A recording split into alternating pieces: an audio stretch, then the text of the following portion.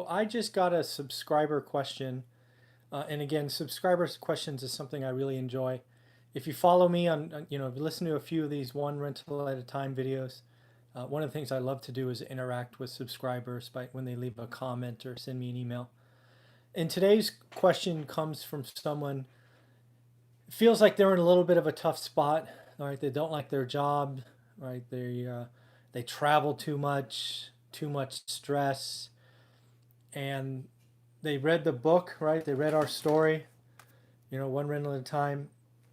And basically their question is what you did over 15 years still doable, right? And not only is it doable, I think it is far easier to do today in 2019, 2020 than it was when we got started in 2003. Let me explain. So first and foremost, this video is for people who have full-time jobs, right? And they're saying, hey, I can't do this forever. I want something alternative to my 401k, right? Give me another option. They're seeing lots of social media posts from wholesalers and flippers and syndicators, and everybody seems to be out to grab their money. And, I'm like you, that just wasn't for me, right? I already had a demanding full-time job. I didn't need another job. And don't get me wrong, wholesaling is a job. I didn't need to be a flipper because I had a full-time job and I didn't need the extra risk and don't understand construction, have no skill, all of that stuff. So for me, the answer was buy and hold real estate.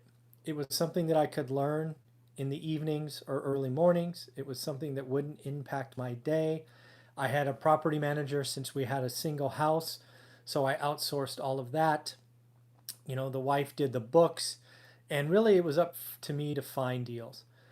So again, if you're in this situation and you want to have a better financial future, buy and hold rental properties done the right way are the way to go. What's the right way? Well, there's a couple of things. First off, you need to not be over leveraged. When you're over leveraged, a turn in the market can crush you and you can become a motivated seller, right? A frustrated landlord, as they're often called. Put the 30% down. Shoot, put 35% down. Whatever it is that makes you feel comfortable and allows you to hold for the long term. I want you to hold for at least a decade. At least think you're going to hold for a decade. And if you sell before that because you want to, great. But don't plan for 6 months. Don't plan for a year. Don't plan for 2 years. Think in decades, right? And then the other thing you need to do is you need to research your market. The biggest thing I can tell you that we got right, and it was by accident, was we researched our market and we didn't rely on anyone. We were able to look at the data every day for 10 years and simply track what was going on. And if you need help with that, lots of things you can do to improve that, and I think it's a skill you can learn.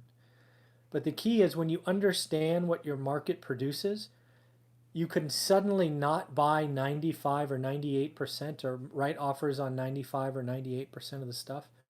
And yes, you can start to offer on the 2 or 3% that makes sense. Best of all, you get confidence and you don't have to offer asking price. You can offer below because you know your numbers. You should only be taking the approach of writing on good and great deals. I don't like sports analogies all that well because they don't play across the world, but I'll try this one. There was a baseball player who hit, the last baseball player to hit 400, which is an unheard of batting average. Basically, they got a base hit 4 out of 10 times. His name was Ted Williams. And the reason he says he was able to do that is he knew what part of the strike zone he should swing at. And if the pitcher was going to throw strikes in his area or his hole, he just wouldn't swing.